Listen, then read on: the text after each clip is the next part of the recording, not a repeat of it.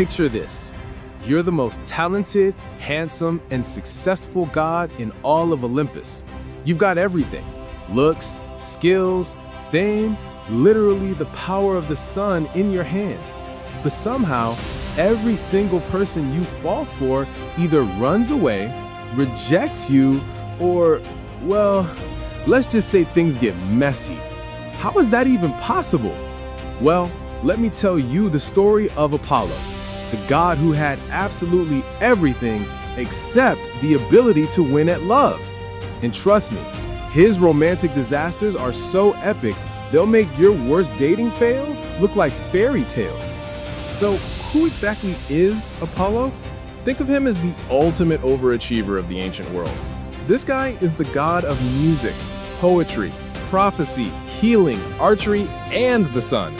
He's basically the Greek mythology equivalent of someone who's a doctor, rock star, Olympic athlete, and Fortune 500 CEO all rolled into one. You're probably thinking, okay, so what's the problem? This guy sounds like the perfect catch. That's exactly what Apollo thought too, but here's where things get interesting. Sometimes being perfect on paper is exactly what makes you terrible at love. Let's start with Apollo's most famous romantic catastrophe. Apollo sees this beautiful nymph named Daphne, and boom, instant obsession.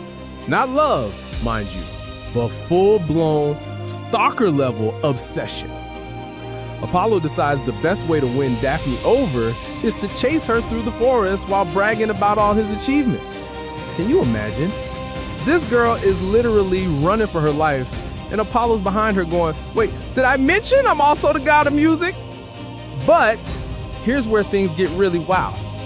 Daphne is so desperate to escape Apollo that she prays to her father, begging him to help her. What does dear old dad do? He turns her into a tree. A tree.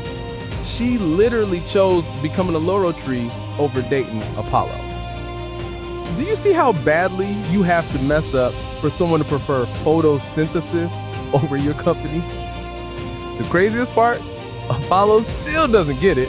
He's standing there hugging this tree, declaring his eternal love, and making laurel wreaths his sacred symbol. That's the ancient equivalent of making your ex's profile picture your screensaver after they've blocked you and everything. But wait, there's more. Apollo's next brilliant strategy is what we call today love bombing, showering someone with extravagant gifts to win their affection. He meets Cassandra, a Trojan princess, and thinks, I know what'll work. I'll give her an amazing gift. So he grants her the power of prophecy. Pretty impressive gift, right? Now, you're probably thinking this sounds romantic, but here's the thing.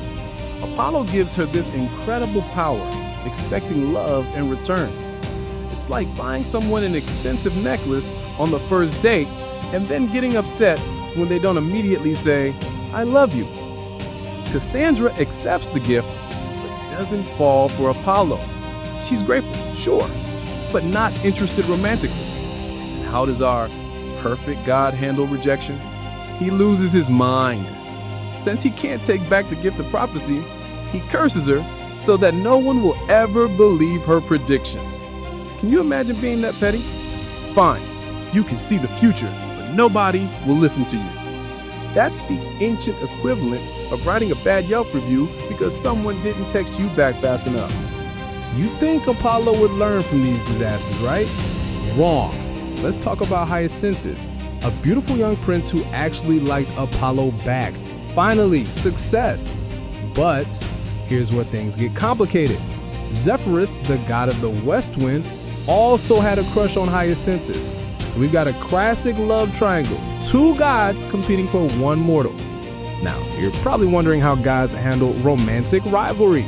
They play discus throwing, because apparently even immortal beings think athletic prowess is the key to winning hearts.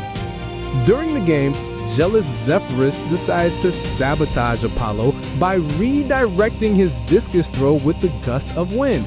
The discus hits Hyacinthus and kills him instantly. Apollo is absolutely devastated. He creates the hyacinth flower from his lover's blood and holds him as he dies. It's heartbreaking, but also shows how even at the God level, love triangles end in disaster. So why did Apollo, who literally had everything, fail so spectacularly at love? His story reveals some pretty universal truths about why perfect people often struggle with relationships. Many of you are probably wondering, but he's successful, talented, and attractive. Isn't that enough? That's exactly the problem. Apollo made the classic mistake of thinking his resume would do the talking. He approached love like a job interview, listing his qualifications instead of actually connecting with people emotionally. When he met Daphne, instead of getting to know her interests, he chased her while bragging. When Cassandra didn't reciprocate his feelings, he got vindictive instead of respecting her choice. Apollo had what we now call nice guy syndrome, being kind or generous, but then getting angry when it doesn't result in the relationship you want. He treated love like a transaction. I gave you gifts/attention, so you owe me love. Now, you're probably thinking, so what can we learn from Apollo's romantic train wrecks? First, stop the chase. The harder you pursue someone who's not interested, the faster they'll run. Daphne literally became a tree to avoid Apollo. If someone's not responding to your texts, sending more texts isn't the solution. Second, gifts with strings attached aren't gifts, they're bribes. Apollo's prophecy gift came with the unspoken expectation of love. That's not romantic, it's manipulative. Third, handle rejection like an adult. When things don't work out, you don't get to curse people or make their lives difficult. Apollo's reaction to Cassandra's rejection was so petty it became legendary. But here's what's really interesting. Apollo's failures teach us that real connection isn't about impressing people with your achievements. It's about listening, understanding, and respecting boundaries. The ultimate irony? Apollo was the god of prophecy, but he couldn't predict his own romantic disasters. He could see everyone else's future, but was blind to why his own love life kept exploding.